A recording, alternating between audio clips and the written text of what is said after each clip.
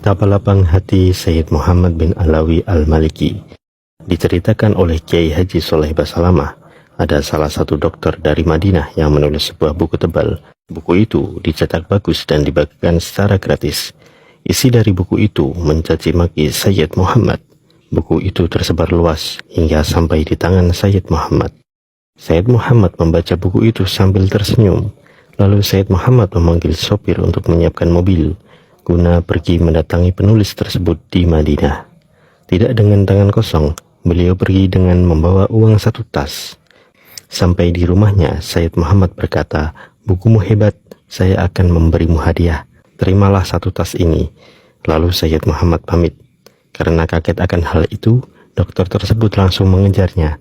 Dokter tersebut meminta maaf dan berkata kepada Sayyid Muhammad, "Saya yakin Anda betul-betul zuriat Rasulullah Shallallahu Alaihi Wasallam.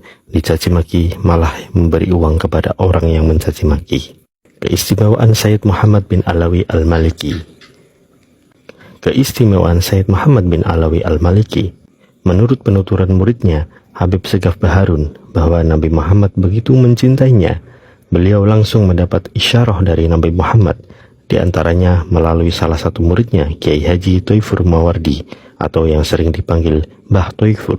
Menurut cerita Kiai Haji Muziri Jauhari, Sayyid Muhammad adalah zuriyah yang dimanja oleh Sayyidah Khadijah dan Nabi Muhammad. Pernah suatu ketika beliau sakit di rumah sakit, lalu ditemui langsung oleh Sayyidah Khadijah. Suatu hari beliau ingin ziarah ke Madinah. Beliau ingin mengajak semua santrinya, akan tetapi mobilnya tidak cukup untuk memuat seluruhnya. Lalu ada salah seorang Sayyid dari Jeddah yang ditemui Rasulullah SAW dalam mimpinya. Rasulullah berkata, "Sekarang ini cucuku Sayyid Muhammad lagi bingung. Dia mau ziarah ke makamku. Mobilnya tidak cukup. Tolong dia kasih mobil yang cukup untuk semua santrinya." Sayyid Muhammad langsung ditelepon. Akhirnya Sayyid Muhammad diberikan bus tanggung berjumlah 2. Sayyid Muhammad menamakan kedua bus tersebut dengan Al-Bushra dan Al-Karimah. Dituturkan oleh Kiai Haji Soleh Basalamah dan Habib Abbas Al-Haddad, suatu ketika Sayyid Muhammad diundang ke kerajaan untuk berdebat dengan ulama Wahabi. Sayyid Muhammad mengiyakannya, karena ciri-ciri wali adalah orang yang tidak punya ketakutan dan kesedihan. Ketika diundang oleh raja, beliau membawa bungkusan, lalu ditanya oleh raja, "Ma hadza ya Sayyid?" "Apa yang engkau bawa ya Sayyid?" Beliau menjawab, "Hadza kafani." "Ini adalah kafanku." Beliau sudah siap dieksekusi demi mempertahankan Ahlus Sunnah wal Jamaah. Raja kaget, lalu wajahnya berubah. Lalu raja mengatakan, "Ya Sayyid, Anda tahu Anda diundang ke sini?" Beliau menjawab, "Saya tahu, makanya saya membawa kafan." Sebelum mengatakan sesuatu lagi, Sayyid Muhammad mengatakan, "Ya Malik, ya Jalalatul Malik, saya ingin bertanya, ajannatu balas? Apakah masuk surga itu gratis?" Mendengar itu, spontan raja menutup acara perdebatan tersebut. Sayyid Muhammad kemudian pulang dan diberi hadiah oleh raja. Hadiah tersebut digunakan untuk membangun pondok pesantren di kota Makkah. Menurut penuturan Mbah Thoifur, Sayyid Muhammad merupakan wali Allah yang tidak diperlihatkan kewaliannya. Yang biasa diperlihatkan adalah ilmunya. Alasannya, karena yang bisa ditiru oleh umat adalah ilmunya. Tapi, terkadang keramat Sayyid Muhammad diperlihatkan. Ada teman Mbah Thoifur yang bernama Ustadz Saiful Islam. Saat Sayyid Muhammad marah, Ustadz Saiful Islam bergumam dalam hati, "Masa wali Allah suka marah?" Langsung Ustadz Saiful Islam dipanggil dan dikempit oleh Sayyid Muhammad. Sayyid Muhammad berkata, "Katakanlah, asyhadu an la ilaha illallah wa asyhadu anna Muhammadar Rasulullah wa Sayyid Muhammad Alawi waliyullah." Saat Mbah Thoifur sudah kembali ke Indonesia, Mbah Thoifur bermimpi Rasulullah. Mbah Thoifur bertanya, "Ya Rasulullah, manil batal al-an, siapa jagoan Anda sekarang?" Nabi Muhammad menjawab, "Muhammad bin Alawi Al-Maliki." Lalu Mbah Thoifur menelpon Sayyid Muhammad untuk memberitahunya. Sayyid Muhammad pada saat itu merasa senang sekali. Diceritakan oleh Kiai Haji Muziri Jauhari bahwa tidak pernah Sayyid Muhammad datang ke Madinah di musim dingin kecuali dinginnya hilang. Padahal dinginnya sampai membuat bibir pecah-pecah. Mengapa begitu? Karena beliau sebelum berangkat izin terlebih dahulu kepada Nabi Muhammad SAW. Kalau diizinkan oleh Nabi Muhammad, baru beliau berangkat. Setelah di Madinah, ketika mau pulang juga meminta izin terlebih dahulu kepada Nabi Muhammad SAW. Ketika diizinkan pulang, baru beliau pulang. Kalau tidak diizinkan, beliau tetap di sana. Di balik masyhurnya qasidah Sa'duna fid Dunya. Qasidah Sa'duna fid Dunya merupakan qasidah yang aslinya dikubah oleh Habib Ahmad bin Muhammad Al-Mukhtar, ulama asal Quwairah Hadramaut.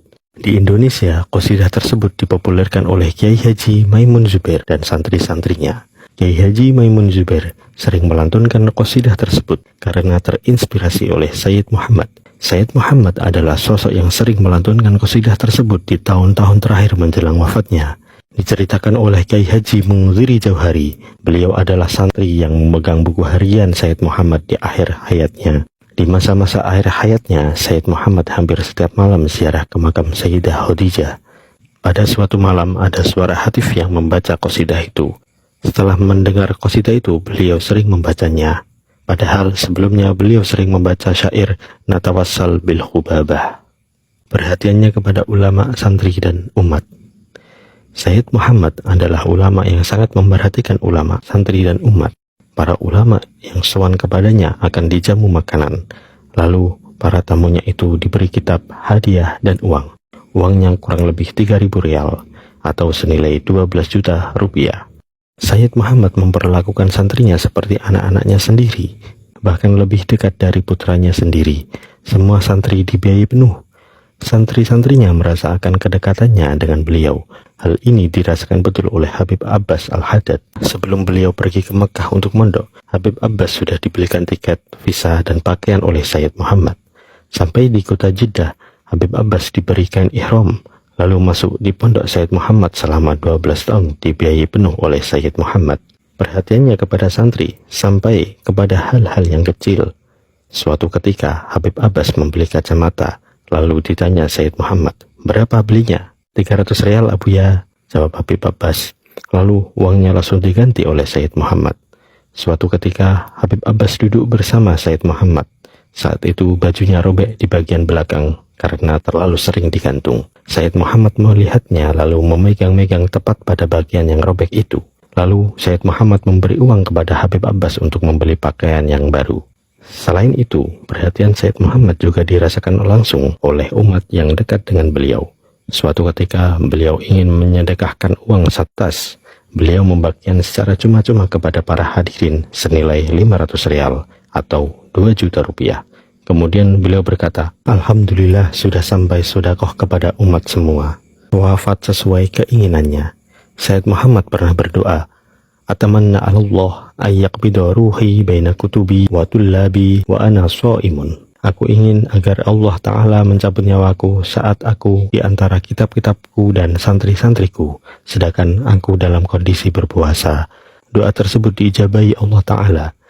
Beliau wafat seusai sahur dan membaca zikir dengan santri-santrinya. Pada malam Jumat 1 jam menjelang adzan subuh tanggal 15 Ramadan 1425 Hijriah. Wallahu a'lam.